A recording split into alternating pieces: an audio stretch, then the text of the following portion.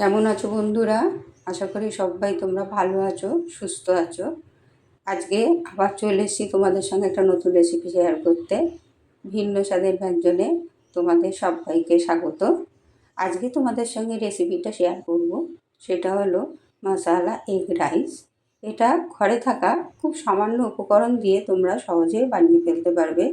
যখন হাতে সময় কম থাকবে তখনের জন্য এই রেসিপিটা কিন্তু খুব সহজেই বানিয়ে ফেলবো। আমি দেখো 1.5 কাপ বাসমতি রাইস নিয়ে নিয়েছি। এটা ভালো করে ধুয়ে আমি 1 ঘন্টা মতো ভিজিয়ে রাখবো। এরপর আমি কড়ায় তেল দিয়ে নেবো। 2টো আলু আমি এইভাবে ডুমো করে কেটে নিয়েছি। এগুলোকে আমি ভালো করে তেলে লাল লাল করে ভেজে নেব।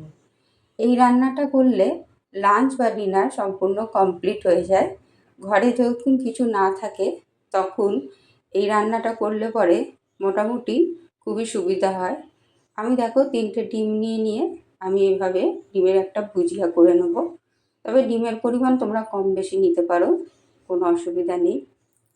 আমার রান্নাগুলো তোমাদের কেমন লাগে বন্ধুরা অবশ্যই আমাকে কমেন্টে জানিও।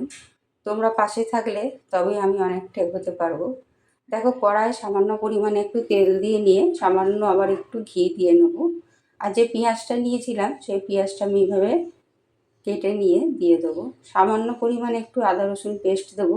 পেঁয়াজটা লাল লাল হয়ে যাওয়ার পরে ভালো করে কষে নেব। একটা মশলা নিয়ে নেব, সামান্য একটু লঙ্কা গুঁড়ো, সামান্য একটু ধনে গুঁড়ো, সামান্য একটু জিরে গুঁড়ো আর সামান্য একটু হলুদ গুঁড়ো।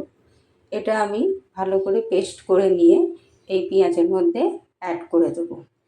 মশলাটা ভালো করে কষে নেওয়ার পরে আমি 2টো টমেটো নিয়ে এইভাবে চপড করে নেব। সামান্য পরিমাণে একটু গরম মশলা অ্যাড করব। ভালো করে তেলটা বেরিয়ে এলে মশলা থেকে তখন আমি যে চালটা নিয়েছিলাম সেটাকে আমি এর মধ্যে অ্যাড করে দেবো। চালটাকে আমি ভালো করে ধুয়ে নিয়ে জলটা ঝরিয়ে নিয়ে প্লেটে রেখে দিয়েছিলাম। এইবারে যে কাপ মেপে আমি চাল নিয়েছিলাম সেই কাপ মেপে আমি এর মধ্যে 2.5 কাপ গরম জল অ্যাড করে দেবো। ভালো করে নাড়াচাড়া করে নিয়ে সামান্য পরিমাণে একটু লেবুর রস দিয়ে দেবো আর নুনটা দিয়ে দেবো পরিমাণ মতো। এই নুনটা ঠিক হয়েছে কি না দেখার জন্য এই জলটা সামান্য পরিমাণে একটু চেখে দেখলেই যদি নোনতা লাগে তাহলে বুঝতে হবে যে নুনটা একদম ঠিক হয়েছে। সামান্য কয়েকটা কাঁচা লঙ্কা দিয়ে নেবো আর ততক্ষণ অবধি ঢাকা দেবো না যতক্ষণ না জলটা আমার একটু মরে আসে।